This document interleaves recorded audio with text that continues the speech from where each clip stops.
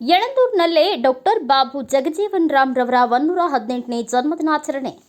ಯಳಂದೂರು ತಾಲೂಕು ಆಡಳಿತ ಹಾಗೂ ರಾಷ್ಟ್ರೀಯ ಹಬ್ಬಗಳ ಆಚರಣಾ ಸಮಿತಿ ವತಿಯಿಂದ ತಾಲೂಕು ಪಂಚಾಯಿತಿ ಸಭಾಂಗಣದಲ್ಲಿ ಹಸಿರು ಕ್ರಾಂತಿ ಹರಿಕಾರ ಡಾಕ್ಟರ್ ಬಾಬು ಜಗಜೀವನ್ ರಾಮ್ ಅವರ 118ನೇ ಜನ್ಮದಿನವನ್ನು ಆಚರಣೆ ಮಾಡಲಾಯಿತು. ಕೊಳ್ಳೇಗಾಲ ವಿಧಾನಸಭಾ ಕ್ಷೇತ್ರದ ಶಾಸಕರಾದ ಎಆರ್ ಕೃಷ್ಣಮೂರ್ತಿ ಅವರು ದೀಪ ಬೆಳಗಿಸುವ ಮೂಲಕ ಉದ್ಘಾಟಿಸಿದರು. ಶಾಸಕರಾದ ಎಆರ್ ಕೃಷ್ಣಮೂರ್ತಿ ಅವರು ಮಾತನಾಡಿ, ದೇಶದ ಮೊದಲನೆಯ ದಲಿತ ಉಪ ಪ್ರಧಾನಮಂತ್ರಿಗಳಾಗಿ, ಕಾರ್ಮಿಕರ ಸಚಿವರಾಗಿ ಹಾಗೂ ರೈಲ್ವೆ ಖಾತೆ ಸಚಿವರಾಗಿ ಈ ದೇಶಕ್ಕೆ ಅಪಾರ ಕೊಡುಗೆಗಳನ್ನು ನೀಡಿದ್ದಾರೆ. ಕಾರ್ಮಿಕರ ಸಚಿವರಾಗಿದ್ದಾಗ 12 ಗಂಟೆಗಳ ಕೆಲಸ ಮಾಡುವ ಪರಿಸ್ಥಿತಿ ಇತ್ತು. ಅಂದು ಬದಲಾಯಿಸಿ 8 ಗಂಟೆಯವರೆಗೂ ಸಮಯ ನಿಗದಿ ಮಾಡಿದ ಮುತ್ಸದ್ದಿ ನಾಯಕ ಜಗಜೀವನ್ ರಾಮ್ ನೀರಾವರಿ, ಶೈಕ್ಷಣಿಕ, ಸಾಮಾಜಿಕ, ಆರ್ಥಿಕವಾಗಿ ಹಲವಾರು ಯೋಜನೆಗಳನ್ನು ರೂಪಿಸಿ ಈ ದೇಶದ ಎಲ್ಲ ಬಡ ಜನರ ಬದುಕು ಕಟ್ಟಿಕೊಳ್ಳಲು ಶ್ರಮಿಸಿದ್ದಾರೆ ಎಂದು ತಿಳಿಸಿದರು.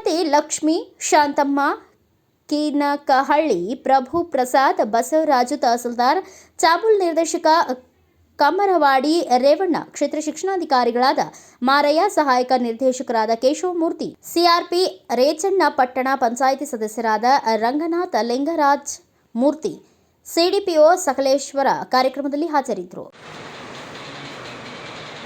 ಸ್ವತಂತ್ರ ಬಂದಾಗ 1947ರಲ್ಲಿ ಮಧ್ಯಂತರ ಸರ್ಕಾರ ರಚನೆ.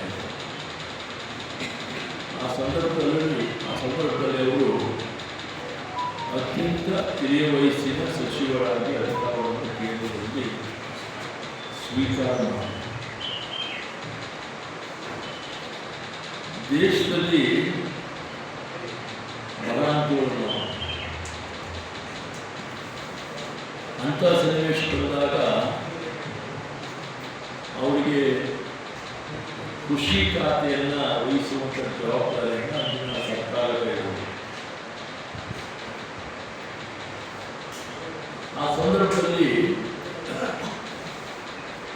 ಮಾನ್ಯ ಬಾಬು ಜಗಜೀವನ್ ರಾಮ್ ಅವರ ಅಧಿಕಾರ ಅವಧಿಯಲ್ಲಿ ಇವತ್ತು ಕೃಷಿ ಉತ್ಪಾದನೆಗಳು ಹೆಚ್ಚಾಗಿ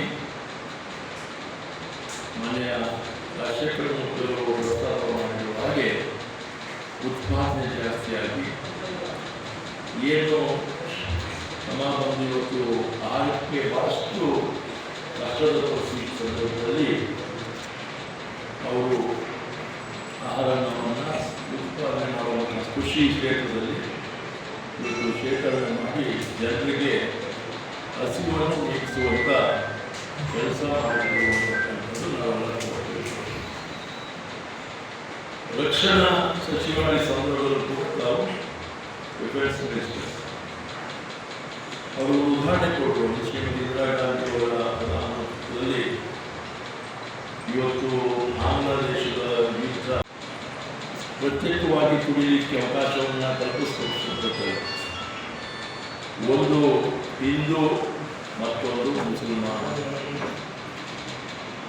ಆದರೆ ಈ ಶೂದ್ರ ವರ್ಗಕ್ಕೆ ಒಂದು ಅವಕಾಶ ಇದೆ.